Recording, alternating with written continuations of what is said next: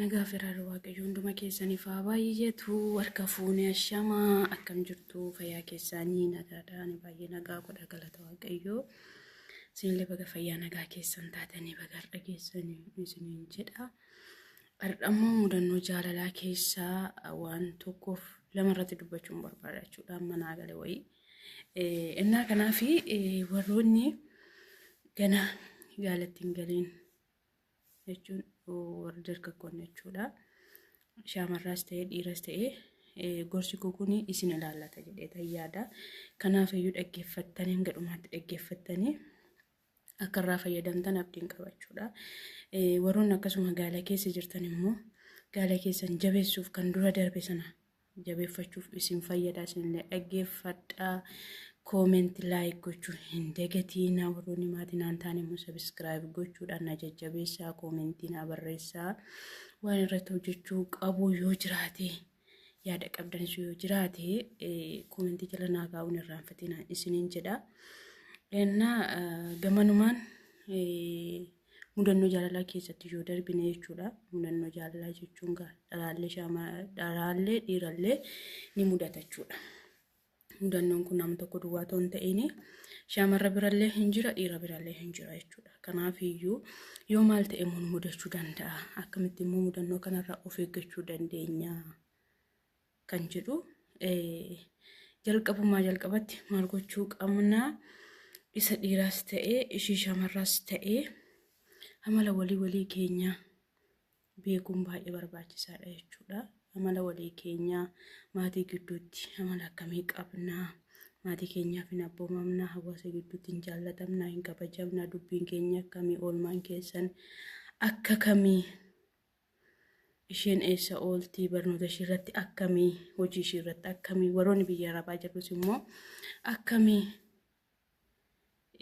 kan jedhu jechuudha. Haalaan wal madaaluun baay'ee barbaachisaadha jechuudha. Maaliif bara keenya kana olaanummarraa wal arganii wal duukaa dirrisanii galu baay'een keenya akkasuma jechuudha. Kanaaf iyyuu waan akkasii kun otoo sirreeffame gaariidha. Maaliif gaalli namoota baay'ee diigamsa jabaa kan uumuu fi isheen isan beektu innillee isheen beeku jechuudha. Maaliif wal baranii amala walii sirriitti walitti argisiisuun baay'ee gaariidha jechuudha. Otoo jarri sun jalqaba amala walii hin bariin qilleensumarraa wal arganii fi wal duukaa didichanii galanii booddee immoo akkuma wal duukaa galanitti wal diiganiis immoo gargar galuun baay'ee salphaadha jechuudha. Baay'ee dhiyoodha, fagoo miti jechuudha. Kanaaf dargaggoonni si'anaa maal gochuu qabna isa jedhu. Kanaaf obboloota koo otoo gara gaalan dhaabin dursaa isheen illee maalummaa kee beekuun dirqama, atis maalummaa ishee beekuun dirqama jechuudha. Akkasumaan qilleensumarraa wal baranii amma olaan hin turre olaan irraa wal baranii wal duukaa galuun namoota baay'ee biratti jechuudha diigamsa ta'ee argama jechuudha. Kun immoo warroota ganaa gaala dhaabbachuuf jiranii fi sodaa guddaadha jechuudha. Kanaaf har'a wal fuudhanii bor wal diiguu jechuun baay'ee ulfaata. Shaamarroonni keenyas dhiironni keenyas otoo dursa hawaasa gidduutti amala isheen qabdu maalummaa ishee otoo hin qoratiin gara gaala hundeessuutti seenuun baay'ee tokko ulfaata. Kanaaf iyyuu dargaggoonni keenya otoo dursa amala walii beekanii, maatii ofii beekanii, qaamaan taa'anii wal wajjiniin haasa'anii amala walii qaban sana immoo waliif ibsanii baay'ee barbaachisaadha jechuudha. Innaa akkasii namni tokko gaafa walitti dhufu dursi amala walii hin beeku yoo ta'e baay'ee wal rakkisa jechuudha. Amalli isa tokkodha gatiiteef obbolaan gaafa wal wajjiniin dhalatanii obbolaan hundumtiyyuu amala wal fakkaataan qaban jechuudha. Akkasuma abbaan manaa fi haati manaa amala wal fakkaataan qabanii inni tokko suuta jechuu jaallata, inni tokko daddafuu yookiin ariifachuu jaallata. Bakka amalli nama baay'ee jechuudha tokko miti. Kanaaf garuu deemsa keessaa wal dudubbisuu keessaa isheen lamala isaa fudhachaa inni lamala ishee fudhachaa dhufa jechuudha. Yeroo sana gaalli isaanii kuni gaala bareedaadha fi gaala ulfina qabu ta'a jechuudha. Garuu immoo akkasumaan qilleensumarraa wal arganii zimmadhanii gaala yoo hundeessanii diigamuun isaallee fagoon jiru dhiyooma jira jechuudha. Kanaaf iyyuu yaa obboloota koo dursaa maalummaa walii keenyaa qorachuun baay'ee barbaachisaadha. gaa'ela lubbuu qabu ijaarrachuu fi dura maalummaa ishee barachuun maalummaa isaa barachuun baay'ee murteessaadha isiniin jechuun barbaada. Innaa kanaaf gaalli bara keenyaa kun dhuguma dubbachuu fi baay'ee nama sodaachisachaadha.